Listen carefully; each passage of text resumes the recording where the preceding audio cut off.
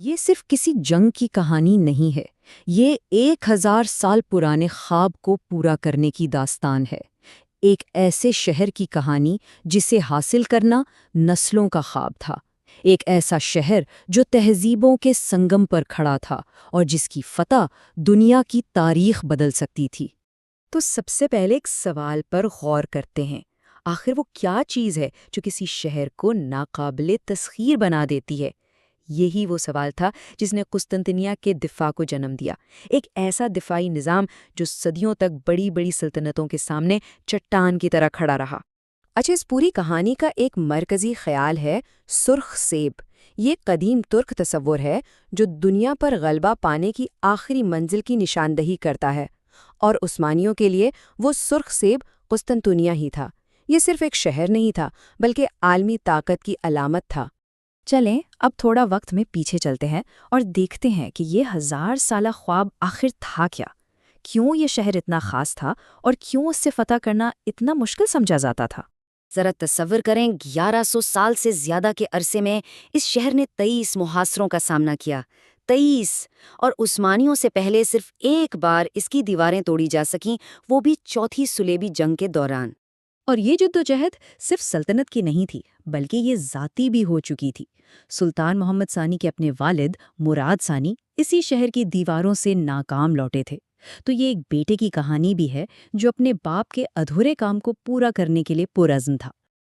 اور پھر میدان میں ایک نیا کھلاڑی داخل ہوتا ہے، سلطان محمد ثانی۔ وہ اپنے سے پہلے آنے والوں سے بہت مختلف تھا، نوجوان، ذہین اور اپنے مقصد کے لیے کسی بھی حد تک جانے کے لیے تیار۔ محمد ثانی نے اپنے والد کی ناکامی سے بہت کچھ سیکھا تھا۔ انہیں معلوم تھا کہ اصل خطرہ صرف باہر سے نہیں، اندر سے بھی آ سکتا ہے۔ اس لیے اقتدار سنبھالتے ہی انہوں نے ہر اس بغاوت کا سر کچلا جو انہیں ان کے اصل مقصد سے بھٹکا سکتی تھی۔ تو محمد ثانی کا منصوبہ بالکل واضح تھا، جس کے 2 حصے تھے۔ پہلا، سفارت کاری کے ذریعے اپنے دشمنوں کو خاموش کروانا، اور دوسرا، ایسی فوجی طاقت تیار کرنا جو تاریخ نے پہلے کبھی نہ دیکھی ہو۔ اب کہانی میں ایک ایسا موڑ آتا ہے جو تاریخ کا رخ بدل دیتا ہے، اور بین، ایک بہت ہی باصلاحیت انجینئر، اپنی خدمات بازنطینی شہنشاہ کو پیش کرتا ہے، لیکن فنڈز کی کمی کی وجہ سے شہنشاہ اسے منع کر دیتا ہے۔ یہ ایک ایسی غلطی تھی جس کی بازنطینی سلطنت نے بہت بھاری قیمت چکائی۔ اوربان نے سلطان کے سامنے ایک بہت بڑا دعویٰ کیا، اور محمد ثانی نے اس موقع کو فوراً پہچان لیا۔ انہوں نے نہ صرف اوربان کو نوکری دی بلکہ اسے اس کی مانگی ہوئی قیمت سے 4 گنا زیادہ معاوضہ بھی دیا۔ وہ جانتے تھے کہ یہ سرمایہ کاری ہی فتح کی کنجی ثابت ہوگی۔ اب ذرا اس چیلنج پر نظر ڈالتے ہیں جس کا سامنا محمد ثانی کو کرنا تھا۔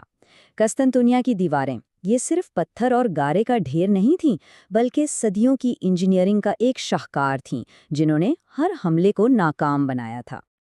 جیسا کہ یہاں دیکھا جا سکتا ہے، یہ کوئی ایک دیوار نہیں تھی بلکہ طے در طے دفاع کا ایک پورا نظام تھا۔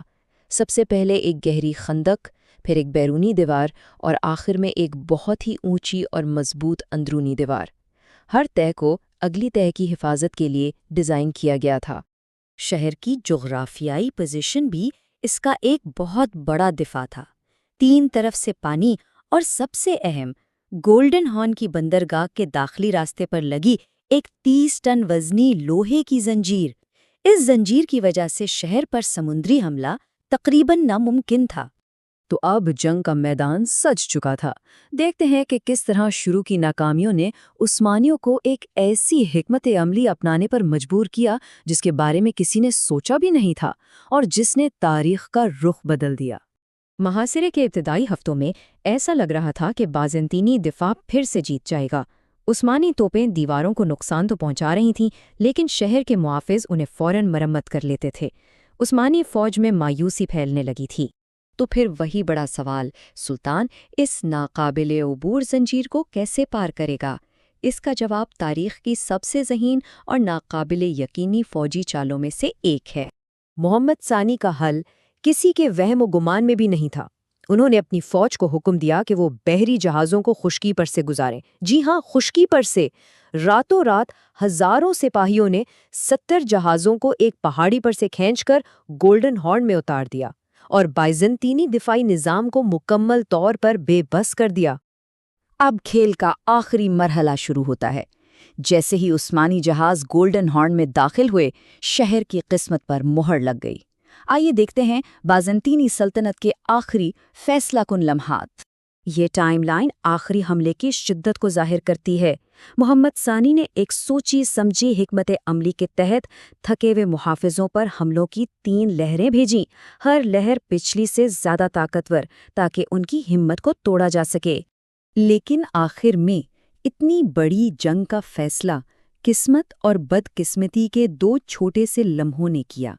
ایک چھوٹا سا دروازہ جو غلطی سے کھلا رہ گیا تھا، اور ایک بہادر کمانڈر کا زخمی ہو جانا جس نے محافظوں میں افراتفری پھیلا دی۔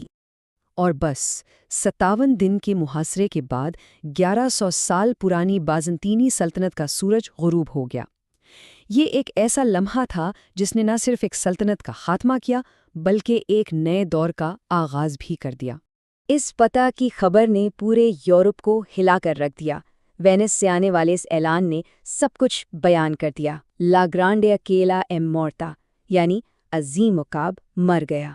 یہ الفاظ اس عظیم تبدیلی کی گواہی دیتے ہیں جو اس دن دنیا نے دیکھی۔